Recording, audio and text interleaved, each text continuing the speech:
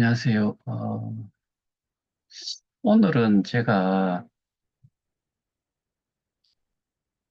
이 두 가지의 그 내용을 가지고서 말씀을 좀 드리려고 하는데, 어, 주된 그 내용은 이런 거죠. 재단을 누가 운영을 했냐, 이런 부분을 확실하게 좀 알고 계셔야 될 것 같아가지고, 이 부분은 어떻게 보면은 저도 사실은 이게 재단, 그러니까 일기에 이사장이 두 개가, 1대, 2대, 뭐 3대, 뭐 이런 식으로 표현을 했을 때, 1대, 1기 재단 이사장과 2기 재단 이사장이 있었고, 2대가 없고, 3대가 최영규고, 4대가 토마스 프레이, 이렇게 저는 지금 그, 알고 있는데, 그런데 여기에서 보면은 2대가 사실은 사라져 있죠. 근데 어쨌든 지금 강지원 다음에 최영규로 넘어왔는데 그 사이가 그냥 비어 있어요. 그러면은 이 재단이 어떻게든 굴러가야 되고 누군가가 그 업무나 책임을 지고 있는 주체가 분명히 있을 건데 그게 사라졌어요. 그러면은 강지원까지는 우리가 알아요. 그 다음에 최영규도 알아요. 그 사이에서 벌어진 일, 그, 그 시기에 그 시기 동안에는 누가 뭔가를 했어야 되는데, 그건 우리가 익히 잘 알고 있죠. 뭐 21년 4월 15일 그 언론 기사를 통해서 보고, 그 다음에 공지사항에서 분명히 그 미디움 리미티드라는 홍콩 법인 이름으로 계속 공지가 나와요. 3월 20 며칠까지, 제 기억으로는 3월 29일인가쯤에 메타 M으로 이름이 바뀌어요. 그 다음에 KOK 파운데이션의 그 재단 이사장인 최영규가 언급이 되는데, 그 이후에도 계속해서 보면은 대부분의 공지는 메타 M 또는 한 5월인가 6월인가 이때쯤 되면은 K 스테디움 팀이라는 이름으로 또그 혼용돼 갖고 가다가 어느 시점에는 K 스테디움 PT라는 프라이빗 컴퍼니라는 그 이름으로 또 바뀌어요. 그런데 중간중간에 듬성듬성 KOK 파운데이션이 그 공지를 한 것처럼 내보내요. 근데 실제로 이거는 양자의 이야기를 다 듣지를 않았으니까, 제가 들은 바로는 최영규 쪽에서 나온 이야기는 최영규 전 이사장 쪽에서 받은 정보로는 공지사항을, 어, 그 공지를 할 수 있는 접근 권한 자체가 없었다. 그래서 그 KOK 파운데이션 이름으로 나가는 공지에 대해 가지고는 컨펌이라도 받아라. 라고 했는데 그런 것도 없었다는 거죠. 그러면은 2021년 4월 제 기억으로는 4월 16일인가 18일부터인가 그 공지가 나오는 게 그전에는 KOK 파운데이션이라는 이름으로 나오지도 않고 KOK 플레이라는 이름으로 나왔어요. 그 이전에 그 운영사라고 하는 거는 다웍스라는 게 있었어요. 그럼 다웍스가 이 운영을 하면서 거기에 대한 어떠한 공지가 나왔느냐? 없어요. 근데 4월 15일 우리가 그 기사를 통해 가지고 기사 날짜 기준으로 해 가지고 봤을 때 그 이후부터는 KOK 어 미디움 리미티드라는 이름으로 계속 나왔다는 거죠. 그래서 이 부분에 대해 가지고는 양자의 이야기를 다 들어봐야 된다고 말씀했는데, 하나는 최영규 전 그 재단 이사장이고, 또 하나는 미디움 LTD 쪽, 이 두 쪽을 들어봐야 되는데, 미디움 LTD라는 것 자체는 아예 사실은 어, 그 자체를 저는 개인적으로는 생각을 하기를, 주식회사 미디움이라는 회사와 완전히 동일한, 그러니까 이름만 한 개를 더 만든 것. 그러니까 제가 미국에 국내에 있는 그 OLED 공장을 하나를 인수를 한 업체, 아까 그 OLED 업체를 인수를 하고자 하는 데가 있었는데, 거기에 되게 그 좀, 그 뭐 결국에 그놈도 사기꾼이었지만은, 그 회사가 미국 뉴욕에 있는데, 뉴욕에 있는 업체가 같은 이름으로, 예를 들면 A라는 이름을 놓고서 뒤에 이제 약간씩 이름이 바뀌어요.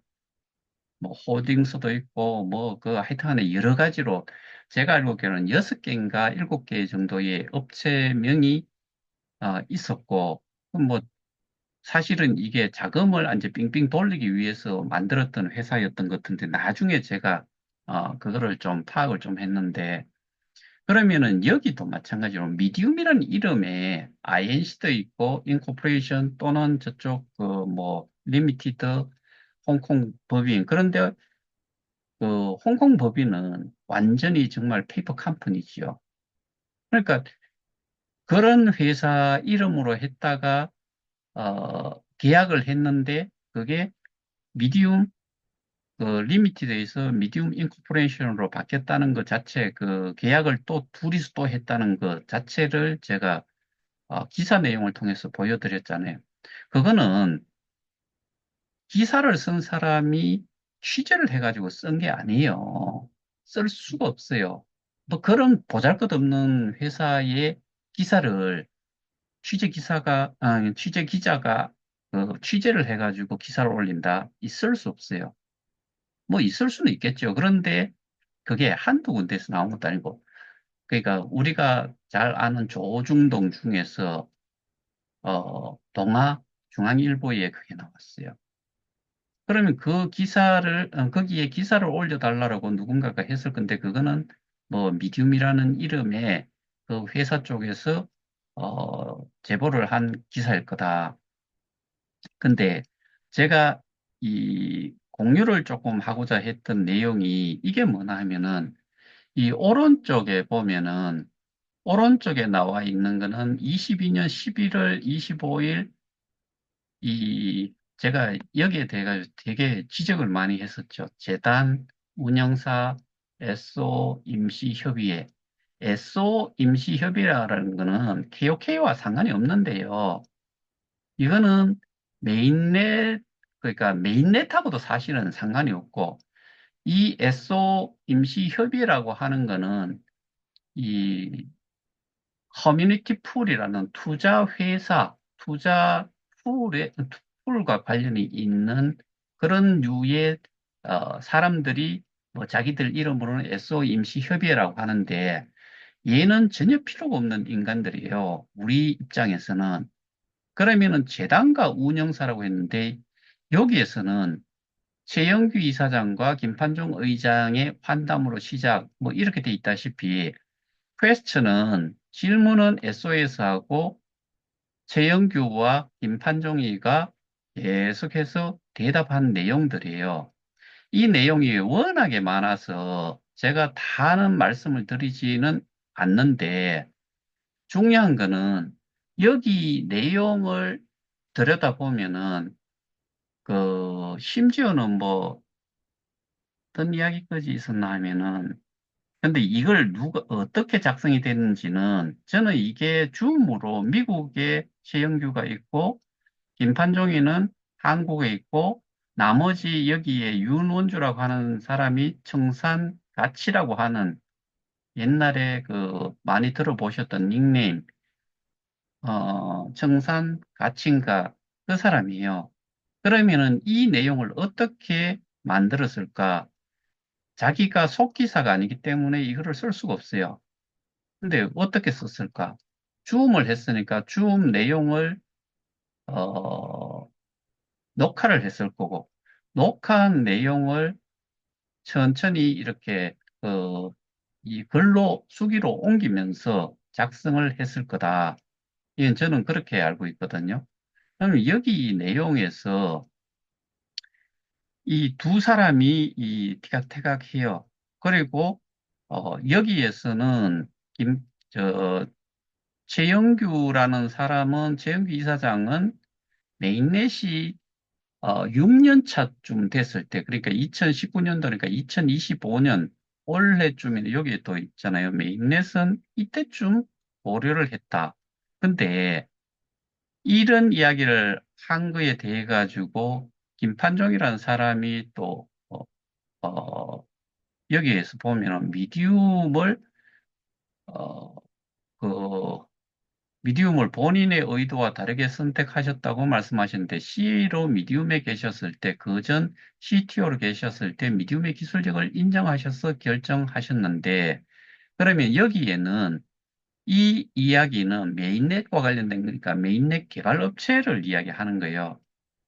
그리고 최영규 씨가 이야기를 하는 주된 내용은 메인넷은 적어도 이 정도의 유저가 있을 때 하려고 했다. 뭐 이런 내용부터 해가지고 이제 이 부분은 두 사람의 그 양측의 입장을 다 뭐 들어볼 수 있는 내용이에요.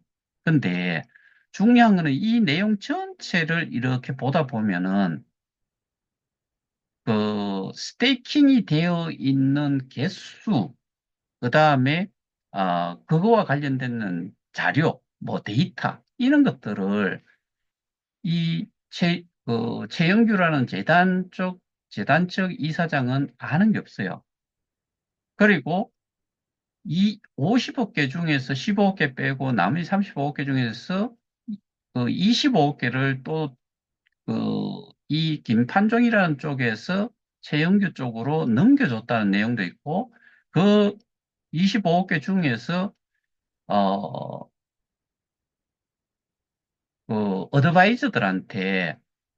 어드바이저들한테 지급이 되는 개수, 뭐, 한 2, 300만 개 뭐 정도 되는 것 같아요. 안 준 거를 가지고서. 근데 김판종이 또 뭐라고 이야기를 했나 하면은 이전에 어드바이저들은 이 주식회사 미디움의 어드바이저지 이 KOK의 어드바이저가 아니다. 그런데 여기에서 언급이 되는 내용들을 보면은 KOK로 직업을 했대요. 왜 KOK로 해요? 미디움의 어드바이저라고 이야기를 했는데 왜 KOK로 그, 뭐, 그 어드바이저로서 역할을 하는 것에 대한 페이먼트를 해야 되느냐? 이것도 말이 안 되고요. 그 다음에 어, 여기에서 제가 어, 이 뒤쪽에 좀 가니까 제가 예전에 이거 분명히 설명을 다 드렸 내용인데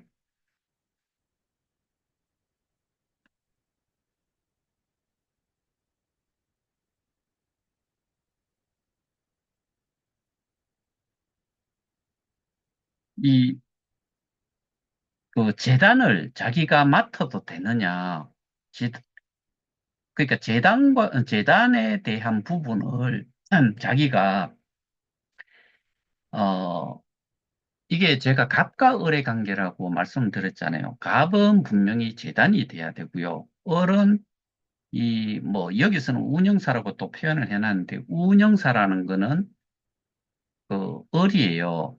다웍스를 언급을 드렸는데 이전에 그 운영사가 다웍스라는 데고 지금도 다웍스라는 데가 살아 있어요.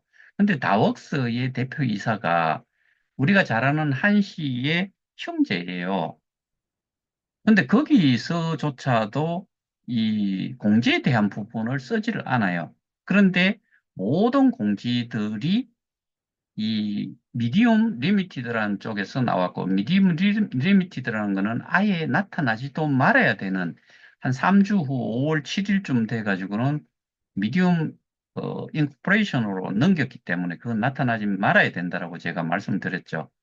그런데 이 여기에서 그 김판종이 이야기하기로는 자기가 지금 하도 양이 많아가지고 이 재단을 자기가 가지고 있을지 말지, 그 다음에 스테이킹 되어 있는 그 스테이킹 총량부터 이 스테이킹과 관련되는 모든 내용들이 재단의 이사장은 그 최영규는 모른다고. 그 다음에 이 그 김판종 이쪽 미디움 측에서 모든 데이터는 다 가지고 있다는 식으로 여기서 언급들을 하고 있어요. 그래서 이거를 처음부터 하나하나씩 그냥 다 읽어만 가도 시간이 많이 걸려서 제가 대충 말씀을 좀 드리는데, 일단은 이쪽에서 그 재단과 운영사의 이 관계가 역할상으로 여기에서 김 이장이라고 하는 이 사람이 결국에는 모든 것들을 다 가지고 있었다. 그러니까 이 자산과 관련된 거, 정책과 관련된 거, 여기에서도 이게 22년 5월 27일 그 운영 정책 변경 예고라고 해가지고 개혁회 파운데이션 이름으로 내보냈지만은 이거조차도 재단에서 실제로 공지를 한 게 아니다. 그 다음에 여기 보면은 또 하나가 여기에서 그,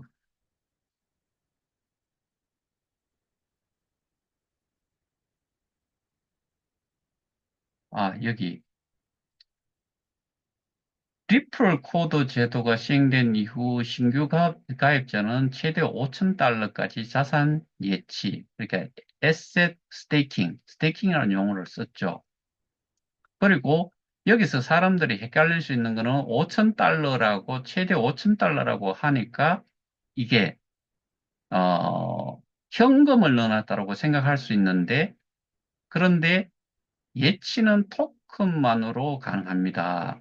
그러니까 토큰만이 아니고 뭐 이 당시쯤에는 사실은 개옥회의 말고는 스테이킹을 할 수 있는 게 없었죠. 뭐 하기야 저거 비트나 이더도 할 수는 있었어요. 이 당시에도.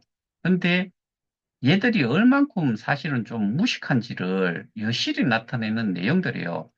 글을 하나 이렇게 한 100만 명이 보고 하는 공지 내용에 얘들도 리플을 보상이라고 하고, 그 다음에 이게 그 토큰 자체, KOK 자체는 마이닝이라는 용어 자체가 채굴이라는 용어를 쓰면 안 되는데, 근데 채굴풀이라고 또 쓰고, 하여튼 엉망으로 이 글 내용들이 있어요.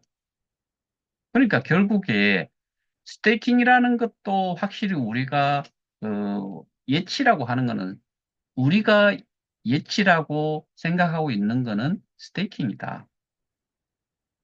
근데 예전에 이 스테이킹에 대해 가지고 그 미디움 공식 입장이라는 데에서는 스테이킹은 또 채굴하는 과정이다라고 했는가 뭐 그런 내용이 또 있었잖아요.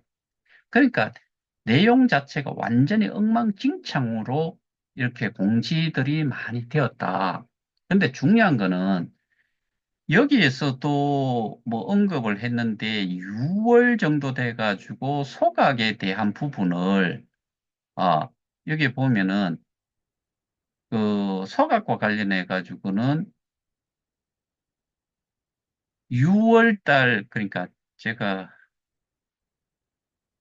이게 한번 빠지는 바람에 제가 이걸 다시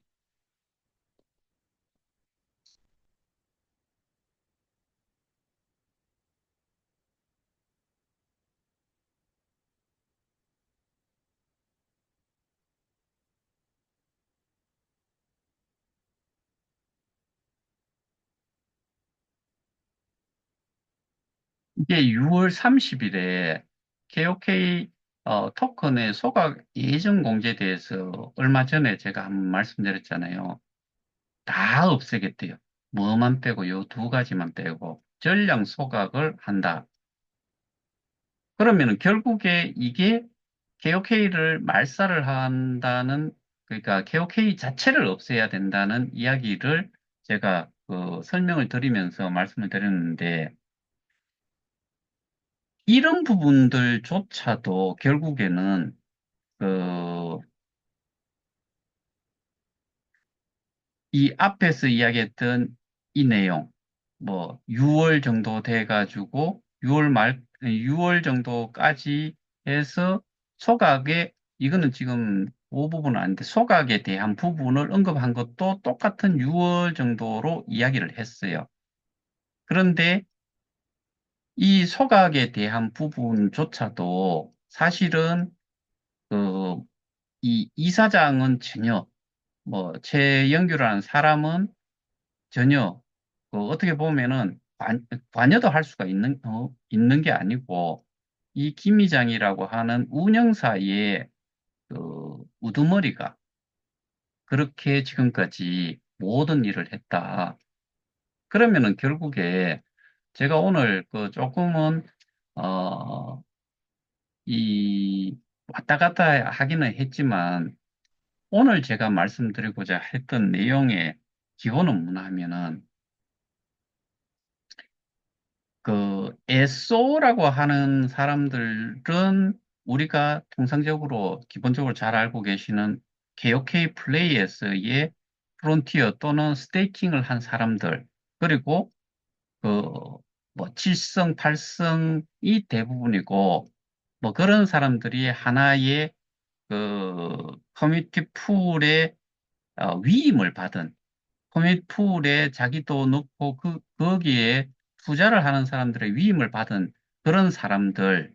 그러니까 그냥 우리하고 별반 차이 없는 프론티어예요. 근데 뭐 거기에 이제 뭐 팔성 뭐 이런 사람들은 자기들이 뭐가 됐냐 뭐 이렇게 이야기를 하는데, 그거는 절대로 아니고, 그 다음에 이 최영규라는 그 당시에 재단 이사장이 존재를 하는데, 실질적인 모든 권한들은, 그 내용을 읽어보셨던 분들은 뭐 떠올려 보시면은, 모든 것들은 김판종이 가지고 있었다. 근데 거기에서 어떻게 보면은 이 최영규라는 사람이 김판종이 하고 그 당시에도 미국에 있었던 이유가, 제가 알기로는 최영규라는 사람이 뭐 아프다는 핑계도 있었지만은 피해서 미국에 있었다라고 저는 그렇게 이해를 하고 있어요. 어쨌든 그 상황에서 한국의 재단 소속으로는 그 강형규라는 사무총장이 있었지만은, 이자 역시 뭐 할 수 있는 게 없어요. 7월 1일, 22년 7월 1일에 사무총장으로 왔다는 거 정도. 그래, 아까 보았던 날짜가 11월 25일이고, 그 사람은 23년 1월 말부로 재단에서는 사직을 하고 어디로 옮겨갔느냐. 김판종이 있는 주식회사 미디움의 부사장으로 옮겨갔어요. 그러니까 결국에 최영규는 재단은 전혀 힘이 없고, 그리고 할 수 있는 권한 자체가 없고, 다른 한쪽 미디움이라는 회사는 모든 것들을 다 가지고 있었다. 아까 말씀드렸다시피 스테이킹이 돼 있는 총량의 그런 데이터들을 다 확인을 할 수 있다는 이야기가, 최영규는 없고 임판정이는 있다, 미디움은 있다는 거죠. 그럼 누가 그거를 가지고 제가 계속해서 프레젠테이션 자료 중에서 하나, 스테이킹 하는 절차, 그거를 슬라이드 쇼로 계속 보여드렸잖아요. 그거를 누가 개발을 했느냐? 프로그램에 대한 부분은 이 김판종 그 미디움의 직원들밖에 모른다. 그럼 결국에 스테이킹이 어떻게 되는지를 제가 그걸 가지고 설명을 드렸고, 우리는 분명히 스테이킹 지갑 주소를 넣지 않고 출국 주소를 넣지 않고 스테이킹이 이루어졌기 때문에 스테이킹 지갑 주소를 아는 것은 거기밖에 안 된다. 게다가 이 양자가 최영규와 김판종이 나누는 이 줌 미팅 내용에서 보시다시피 모든 데이터들은 누가 관리를 하고 있느냐, 누가 다 아느냐. 그리고 김판종이 그 이야기를 해요. 데이터를 주지 않았느냐, 당신한테. 그런 이야기를 하거든요. 그러면은 결국에 누가 그거를 가지고 있었느냐. 이게 확실하게 양자가 대화를 한 내용에서 모든 것들을 알 수가 있어요. 그리고 아까 말씀드렸다시피 그 심지어는 최영규는 미국의 어드바이저 3명한테 주어지던 월급이 KOK로 나갔다라고 이야기하는데 그게 지급이 안 되니까 이 KOK 25개를 그 김판종이 쪽에서 최영기 쪽으로 넘어가니까 거기에서 그동안에 밀렸던 그 저거를 줬다는 거지요. 그 월급을 줬다는 거죠. 뭘로? KOK로. 그런데 더 웃기는 거는 미디움 공식 입장문이란 그러니까 뭐 그런 내용에 분명히 우리가 알고 있는 내용은 어드바이저들은 제가 그 제 기억으로 주식회사 미디움의 어드바이저지 KOK 재단의 어드바이저가 아니다. 그러면은 그 이야기대로라면 그 소속으로 있는 쪽에서 월급을 줘야 되는 거죠. 그런데 KOK로 지급을 했다. 이 이야기고. 그러니까 말마다 전부 다가 이, 그 일관성이 없다. 그러니까 거짓에 거짓이 계속 난무하는 그런 내용들이다. 근데 중요한 거는 우리는 이런 띠리한 것들 때문에 우리가 그 지금 KOK라는 가치 자체가 떨어질 수밖에 없었는데 뭐 그거는 제가 그 아까 보여드리다가 말았던 건지 모르겠는데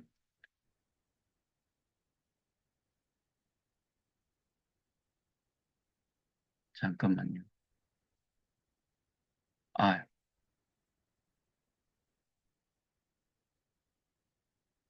이 부분에 보면은 이 5월 27일자에 뭐라고 돼 있냐면 KOK 플레이의 플랫폼 가격 조정해갖고 외부 거래소의 가격 등 여러 상황을 고려하여 조정할 예정임. 결국에 플랫폼 가격 조정이 아예 이루어지지 않았다. 이 공지 또한 누가 냈느냐? 마찬가지로 재단에서 저는 냈다라고는 생각지 않아요. 재단에서는 공지를 할 수 있는 접근 권한조차 없다라고 제가 말씀드렸잖아요. 그러면은 이 북치고 장구치고를 누가 했느냐? 지금 후속 기소가 되어 있는 그 작자가 있는 그 조직들이죠. 그래서 우리가 확실하게 알아야 되는 거는 모든 것들을 이 뒤로 다 뭔가를 숨기고자 하면서 결국에 재단의 역할, 이 KOK와 관련되는 모든 일, 정책, 뭐 자산 보관까지 다 하고 있었다. 거기에 대한 데이터까지도 그들이 다 가지고 있었다. 이거를 다시 한번 보충 설명을 드리기 위해 가지고 오늘 내용을 좀 말씀을 드렸고 여러분들 머릿속에도 이 부분은 확실하게 정립이 되어 있어야 된다. 그러면 이걸 왜 알고 있어야 되느냐? 우리는 아까 보셨다시피 이 채굴이라는 용어도 쓰고 그다음에 뭐 후원수 이런 것도 우리가 통상 레프를 뭐 그 보상 뭐 소개하는 이런 그 소개를 통해서 소개를 함으로써 해가지고 받게 되는 보상 이것조차도 그렇게 언급이 돼 있고 그다음에 예치라는 부분을 분명히 그 토큰으로 할 수 있다. 그러니까 여기서는 또 토큰이라는 용어보다는 사실은 토큰과 코인이 혼재 있죠. 비트 이더 같은 경우에는 코인이죠. 그러면은 KOK는 토큰인데 암호화폐라고 하든지 가상자산이라고 하든지 스태킹 자체는 어쨌든 이 현금으로는 할 수가 없기 때문에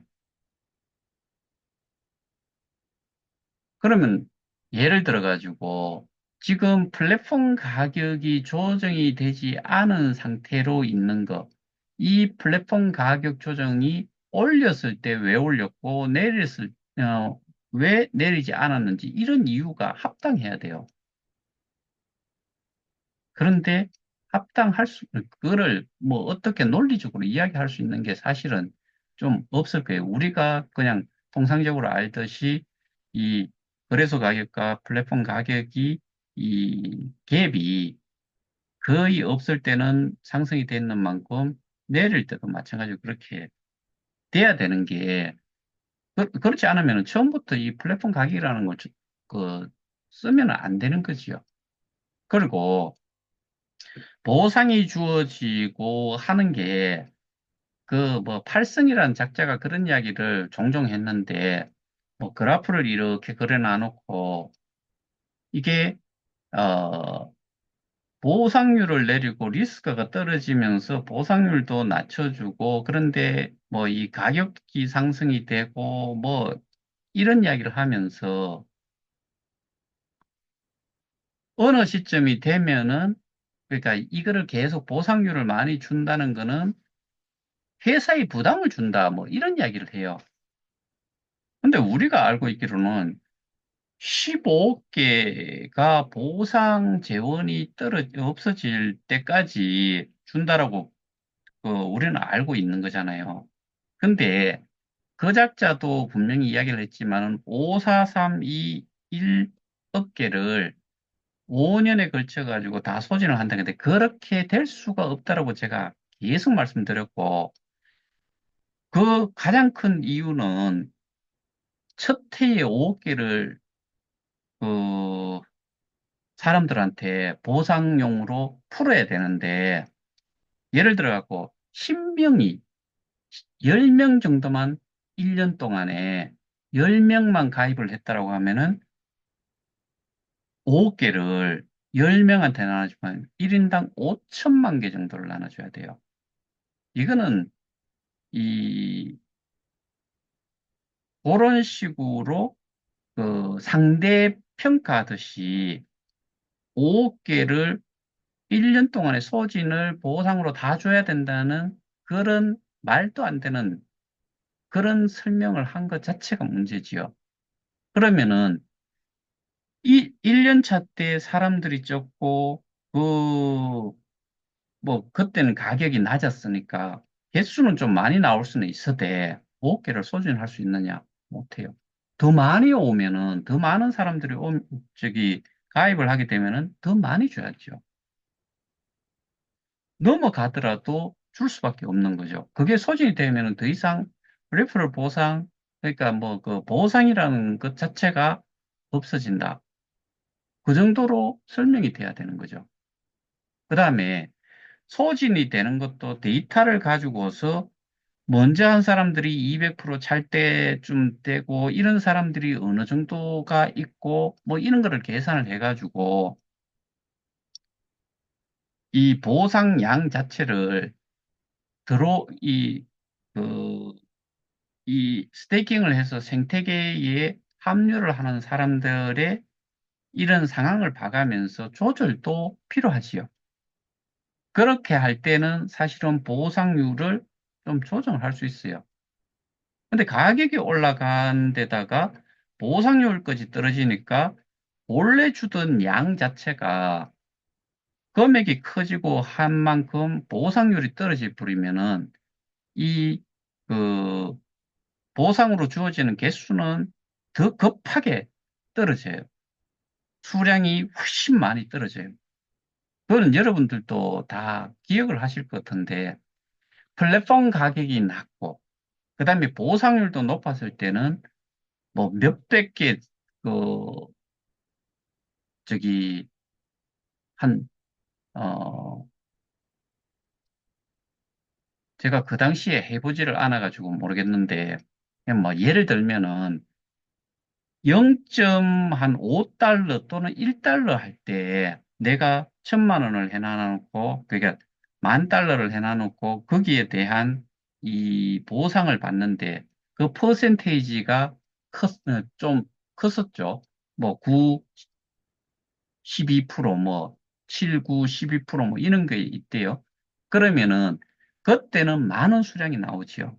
근데 이게 한 5달러가 됐다. 그러면은 10분의 1 정도가 같은 정도라도 10분의 1로 줄을 거고, 보상률도 떨어졌기 때문에 더 많이 줄 거예요. 그러면 그런 상태에서 5개, 4개, 3개, 2개, 이렇게, 이런 게, 한 해 한 해에 맞춰가지고 될 수 있느냐? 죽었다 깨어나도 못 맞춰요. 그러니까 이런 거짓말들을 한 사람들은 사기로 쳐넣든지, 그거는 해야 돼요. 근데 그런 거는 이제 뭐 피라미드니까 둘째 치고 이런 보상률도 결정을 하고 플랫폼 가격 조정도 결정을 하는 우리는 사실은 탈중화가 전혀 되지 않은 거잖아요. 그럼 그 정책 결정은 누가 하느냐? 공지를 하는 주체들이 했잖아요. 그럼 누가 한 거예요? 재단이 했던 여기서 떠드는 운영사가 했던 그놈들이 했을 거예요. 그런데 실제로 그 모든 것들이 21년 4월 15일, 그 다음에 최영규가 재단 이사장으로 오기 전까지 그 사이, 그 이후에도 마찬가지였지만은 그 기간 동안에 누가 모든 것들을 했느냐? 유령이 하지 않았어요. 오로지 오늘 설명드렸던 내용을 기준으로 보시면은 딱 머리에 박히는 게 있어요. 거기에. 근데 거래소에서 가격 떨어지는 거 우리가 뭐 재단이든 그 누구도 거기에 대해 가지고는 개런티 할 수 있는 이게 이렇게 유지가 될 거다 예상 자체도 할 수가 없어요. 그럼 가격 떨어진다라고 보더라도 그게 제가 플랫폼 가격이 정말 중요했던 이유는 올릴 때 그런 거 외에는 답을 할 수가 없어요. 유통량 조절 지랄하고 있는 소리죠. 화폐 방정식 개고튼 소리를 하고 있는 거죠. 거래소의 가격 이런 것들을 그렇게 조절을 한다고 해가지고 거래소의 가격이 움직이느냐 전혀 영향이 없다고 못하지만은 그건 웃기는 소리예요. 그래서 모든 것들을 가지고 있었다. 그러면은 제가 말씀을 드리는 게 오늘의 가장 큰 요점인데 결국에 모든 일을 하면서 뭘 가지고 있었다? 스태킹 지갑을 가지고 있었다. 그 스태킹 지갑에 들어있는 것은 우리가 익히 잘 알다시피 비트이드 USDT가 포함이 되어 있다. 스테이킹은 지들이 해 처먹어도 되는 거냐? 아니다.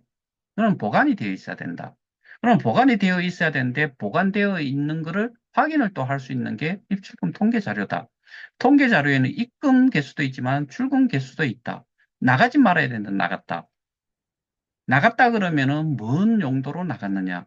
일부는 우리가 뭐 처음부터 그렇게 알고 있었으니까 교환 정책에 의해 가지고 교환을 해준 거는 어쩔 수 없다. 그럼 그 나머지들은 남아 있어야 되는데 교환이 언제 종료가 됐느냐? 제가 보기에는 1년 한 6월, 7월 뭐 이때쯤 돼가지고는 거의 종료가 된 것 같아요. 근데 그 이후에 나갔다.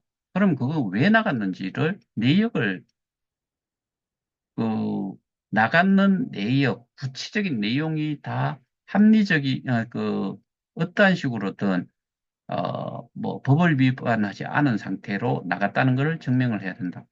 그러면은 그 개수를 기준으로 봤을 때 어마어마한 금액이다.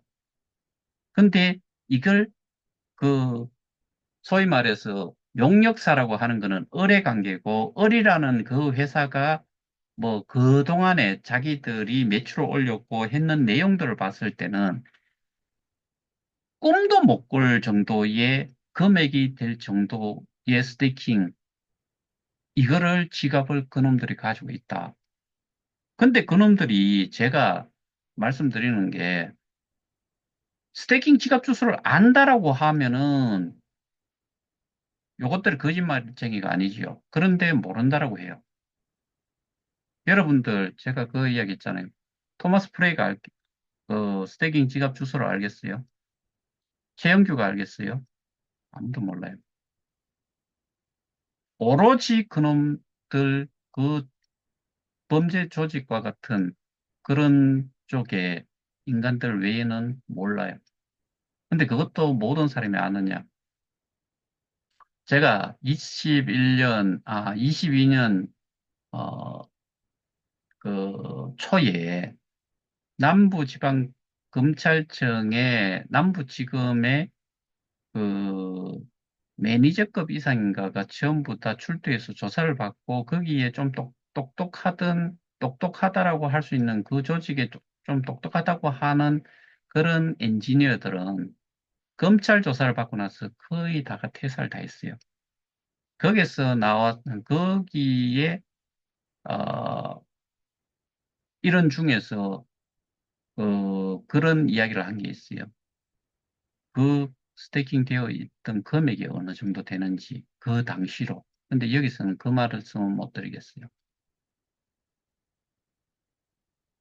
근데 걔들 지금은 연락조차도 안 돼요.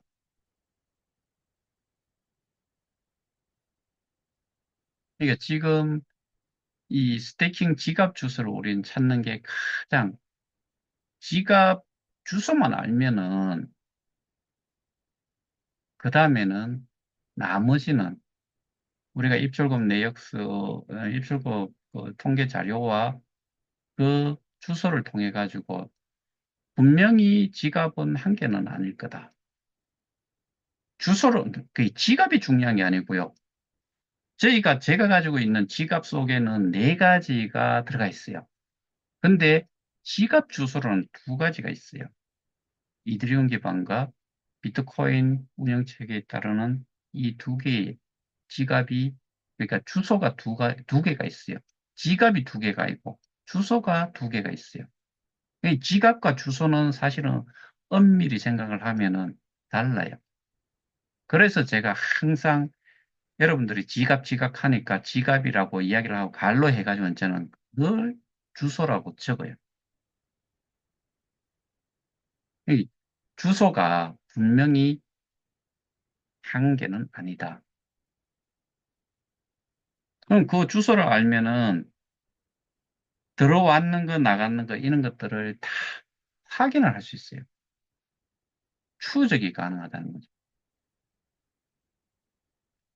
그런데 멍청한지, 정말 바보스러운지, 경찰 측에서조차도 그거를, 뭐, 사실은 뭐, 이더스캔조차도 읽지 못하는 그런 경찰이 수사를 해가지고 불송치를 때리는 적도 있으니까, 그리고 불송치를 내린 이유가 김판정이 모른다라고, 그 주소를 모른다고, 저도 모른다고, 제가 처음부터 모른다고 말씀드렸잖아요. 모를 수밖에 없는 거죠.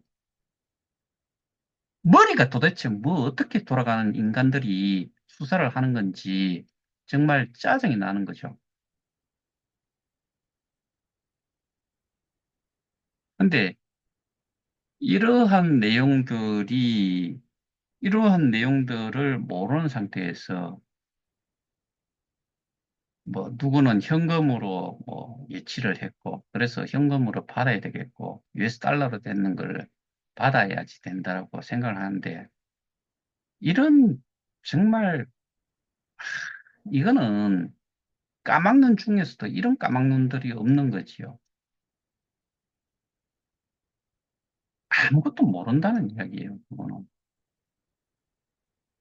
그래서 우리는 적어도 알고 싸움을 하고 답답해도 기다리고 싸우고 하는 데에 이 정도는 알아야지만이 뭔 내용 때문에 그렇게 해야 되는구나. 뭐, 수시로 그런 이야기를 하는 사람들도 있어요. 저기, 법원에서도 그런 이야기 누군가가 했다네요. 들어 누워야 되지 않느냐. 들어 눕는다고 돼요.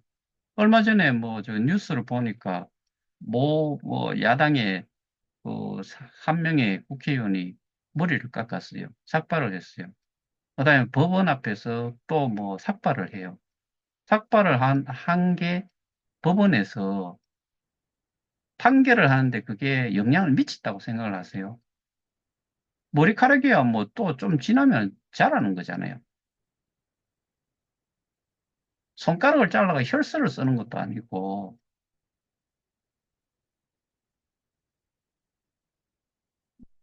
보여주기식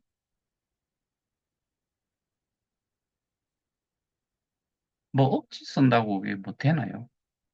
싸움은 결국에는 법은 그렇게 쉽게 그런 억지 또는 주장 이런 소위 말해서 데몬스트레이션 하는 이런 거 가지고 보여주기 이거 가지고 되느냐? 안 되죠. 최소한 우리는 알 건 알고서 거기에 맞게 이성적으로 이겨보자는 거죠. 그래서 스테이킹 주소를 우리는 반드시 좀 찾아야 된다. 그리고 그거를 안 그거조차도 확인을 안 해보는 경찰이 있다 그러면은 그만큼 사실은 멍청한 경찰들이 없다라고 저는 생각을 해요. 우리의 모든 것들은 저기에서 지금 고소를 이전에 했던 내용을 가지고 수사를 한 사람들은 몇 차례 말씀드리지만 통장, 그러니까 현금, 가상자산, 통장 계좌, 주소, 보상, 이자, 지금 이자 보상, 이런 것들을 그렇게 하면은 누군가가 말도 안 되는 소리 했는 그 가치 보장, 전혀 다른 내용이죠. 그런 이해가 안 되는 사람들이 뭔 수사를 하고 뭔 지금 그 범죄를 밝히겠다는 거예요. 그 다음에 피해를 본 사람조차도 그걸 모르는데 경찰한테 뭘 바라겠어요? 경찰이 내 사건만 하나를 가지고서 수사를 하는 것도 아니고 정말 정신들 좀 차려야 되는데 어, 많이 안타깝습니다. 이상입니다. 오늘 줌은 여기서 마치겠습니다. 감사합니다.